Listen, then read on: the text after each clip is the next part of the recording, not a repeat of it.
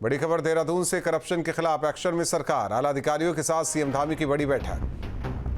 तो देहरादून में करप्शन को लेकर एक्शन में सरकार, आला अधिकारियों के साथ सीएम धामी की बड़ी बैठक। समीक्षा बैठक में सीएम धामी ने दिए कई निर्देश।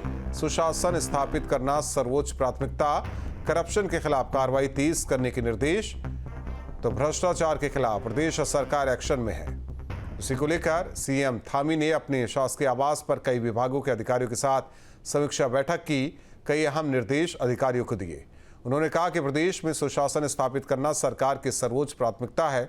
इसमें किसी भी तरह की लापरवाही को बर्दाश्त नहीं किया जाएगा। सीएम धामी ने अधिकारियों को करप्शन के खिलाफ चलाए जा रहे अभियान को और अधिक प्रभावी बनाने के निर्देश दिए हैं। उन्होंने कहा कि भ्रष्टाचार के मामलों में जल्द कार्रवाई की जाए ताकि आम जनता का विश्वास सरकार पर बना रहे। उन्होंने कहा कि किसी भी स्तर पर करप्शन की शिकायत मिलने पर संबंधित अधिकारी की जवाबदेही तय की जाए ताकि कोई भी भ्रष्टाचारी और उनको बचाने वाला बच न सके।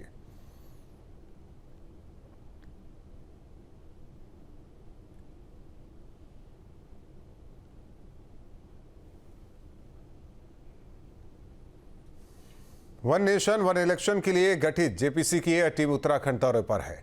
One nation one election committee के चेयरमैन पीपी चौधरी के नेतृत्व में टीम एक देश एक चुनाव को लेकर कई वर्गों लोगों से संवाद किया। देहरादून में one nation one election committee की बैठक का दूसरा दिन रहा। ज्वाइंट पार्लियामेंट्री कमेटी ने अहम समीक्षा बैठक की, जिसमें मुख्य सचिव समेत राज्य की टॉप ब्यूरोक्रेसी मौजूद रहे। साथ ही एक साथ चुनाव कराने के मॉडल पर गहराई से मंथन किया गया। प्रशासनिक चुनौतियों और समाधान पर चर्चा हुई।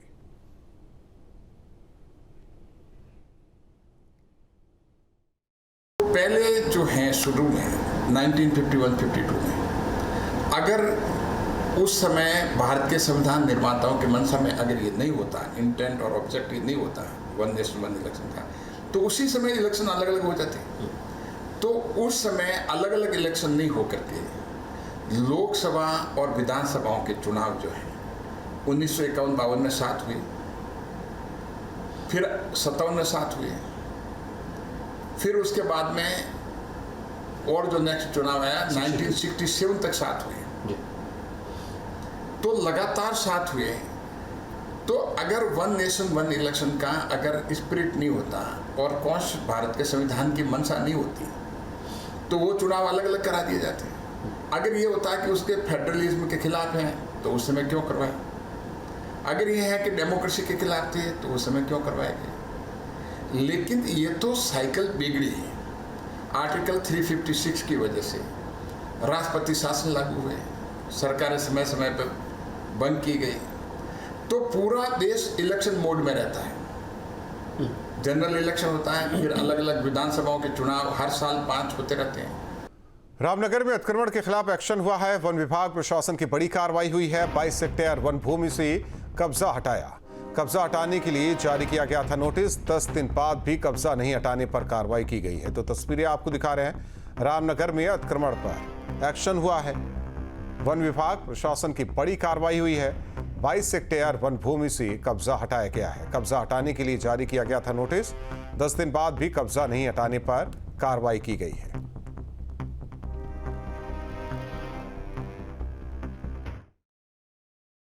ये सर दरअसल में तो बंदे से इधर जो है कई हज़ार लोग फॉरेस्ट लैंड में हैं, मगर ये मेरी समझ में तो यार पक्षपात हो रहा है। केवल हमें 19 लोगों को 61A का DFO ने नोटिस दिया था, फिर उन्होंने तारीख लगाई, तो फिर उसके बाद जो है हमें बेदखली का ऑर्डर कर दिया। फिर हमने कंजर्वेटर साहब को अपील कर दी। 6 महीना उन्होंने भी हमारी तारीख लगाते रहे, फिर उन्होंने बेदखली का ऑर्डर कर दिया। फिर हम इसके आगे जो है हाई कोर्ट चले गए। हाई कोर्ट हमने जो है 20 तारीख को जो है हमारा केस फाइल हो गया है, और हम इनको लगातार कह रहे हैं कि उसके बाद तो वहीं जाना था। और सुबह पूरी टीम दल बल से जब आई, हमने इनको कहा कि भाई हमारा मामला कोर्ट में चल रहा है और ये कोई चीज़ मानने के लिए तैयार नहीं है, और केवल जो है व्यक्तिगत हो रहा है। देखिए, ये जो जगह है ये तो बड़ी खत्ता है, जहाँ पर आज सुबह से वन विभाग ने अचानक JCB चला करके लोगों की खेती ख़त्म करने की कर रही है यहाँ पर। और ये जो पूरा गांव है ये वनाधिकार कानून के दायरे में आता है और इन्होंने व्यक्तिगत दावे भी डाले हुए हैं और सामूहिक दावा भी डाला हुआ है। और कानून ये कहता है कि जब तक दावों का निस्तारण नहीं होगा उनको ऊपर कोई भी एविक्शन की कार्रवाई नहीं की जाएगी। उसके बावजूद भी वन प्रशासन एविक्शन की कार्रवाई कर रहा है और पिछले साल भी इन्होंने 2 साल पहले भी एविक्शन की कार्रवाई की थी। तो इनके खिलाफ सुप्रीम कोर्ट में जो है कंटेम्प्ट की याचिका भी यहाँ के वन गुजरों ने डाली हुई है। और अब हम लोग देख रहे हैं कि ये कंजर्वेटर का जो ऑर्डर है 10 दिन पुराना, उसमें सुप्रीम कोर्ट ने ये कहा है कि कहीं भी यदि आप कार्रवाई करना चाहते हैं तो आपको 15 दिन का समय देना पड़ेगा। लेकिन 10 दिन बाद ही यहाँ पर इन्होंने जेसीबी ला करके यहाँ पर कार्रवाई करनी शुरू कर दी है। आज हियरिंग भी चल रही है हाई कोर्ट में और हमने इनसे ये कहा कि भाई हाई कोर्ट की हियरिंग को आप सुन लीजिए, कोर्ट यदि एविक्शन का ऑर्डर देगी तब आप यहाँ से एविक्शन कीजिए। उसको ऑर्डर को भी ये नहीं मान रहे हैं। हम लोग अपना पत्र लेकर के इनके पास गए, हमने कहा ये पत्र हमारा रिसीव कर लीजिए, तो कोई भी अधिकारी हमारा पत्र लेने के लिए तैयार नहीं है। देखिए, जो हमारा तुमड़िया जो खत्ता क्षेत्र है, तुमड़िया खत्ता क्षेत्र में कुछ वन गुजरों द्वारा अवैध रूप से खेती की जा रही थी वन क्षेत्र में। तो उनको नोटिस दिया गया, विधिवत नोटिस देने के पश्चात इनके वो बेदखली की कार्रवाई प्रारंभ की गई और इस कार्यालय द्वारा इनके बेदखली के आदेश पारित किए गए। तो इसके बाद में ये लोग कंजर्वेटर साहब के यहाँ अपील में गए, तो वहाँ से भी अपील इनकी खारिज हो गई। तो उसके पश्चात 10 दिन लगभग इनको खारिज हो चुका है, तो इनको पूरा मौका दिया गया आगे जाने का। तो वो 10 दिन का टाइम इनका पूरा होने के बाद आज हमने इसको हटाने की कार्रवाई की जा रही है। तो पुलिस और प्रशासन की मदद से हम लोगों की पूरी टीम वहाँ पे लगी हुई है और हम उसमें जो इनके द्वारा अनधिकृत रूप से खेती की जा रही थी उस भूमि को वापस ले रहे हैं।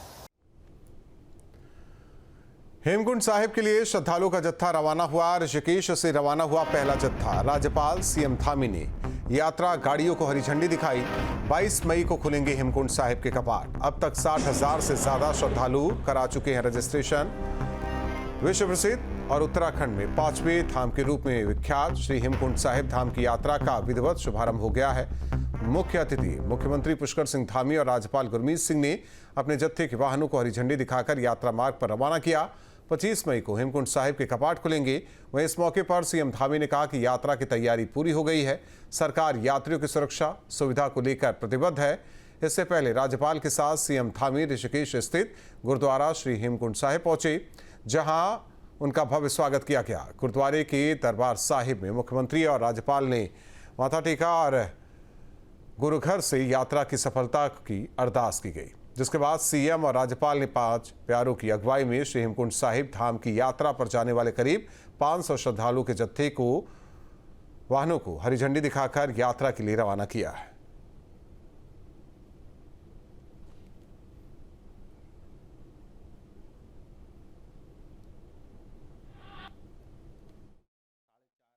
पूरे उत्तराखंड के लिए ये बहुत सौभाग्य का दिन है कि पूरी दुनिया से, पूरे भारत से हर एक गुरु नानक नाम लेवा हर एक सिख यहाँ आए हैं और हम सब का एक उनको देवता के रूप में, अतिथि देवो भव के रूप में उनको देखते हैं। और मैं आज के दिन में शासन को, प्रशासन को, माननीय मुख्यमंत्री जी को, हर एक उत्तराखंडी को, मैं गुरुद्वारा प्रबंधक कमेटी को बहुत बहुत धन्यवाद देता हूँ कि इतनी मेहनत की है उन्होंने, ताकि हर यात्री की, हर उस श्रद्धालु की जो यात्रा है वो सफल हो।